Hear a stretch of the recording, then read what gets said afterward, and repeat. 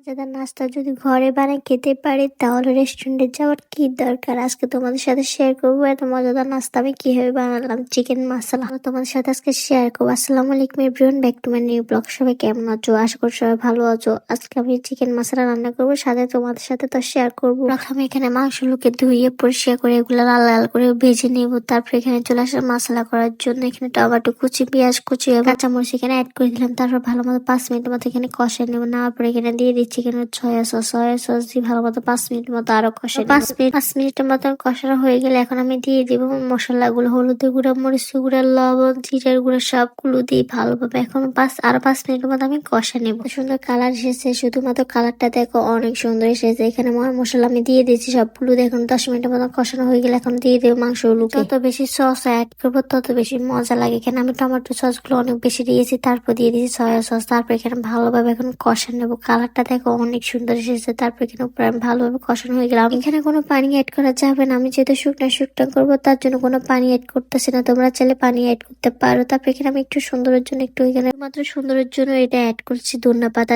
তারপর ধনিয়া পাতাটা দেওয়ার পরে এখানে 5 মিনিটের মতো আরো কষা নেবো। এখানে আমি জলটা একদম কমাই নেবো। তারপর কমানোর পর তারপর দিয়ে দেবো এখানে একটু সয়া সস, আবারও দিয়ে ভালো মতো মেখে নেবো। আবার আমি এখানে আর একটু সয়া সস অ্যাড করলে আর একটু ভালো লাগে খেতে। তারপর এখানে আমি দিয়ে দিয়েছি সাদা তেল। সাদা তেলটা দিলে একটু দেখতে ভালো লাগে এবং কি সৌন্দর্য লাগে। তারপরে এখানে আমি সবার জন্য এখানে বেড়ে নিচ্ছি। যদি এত মজাদার নাস্তা বানানোর তাহলে বাজার যাওয়ার কোনো দরকার না। ভিডিওটা বেশি বড় করবো না, সবাই ভালো থাকবে। আল্লাহ হাফেজ।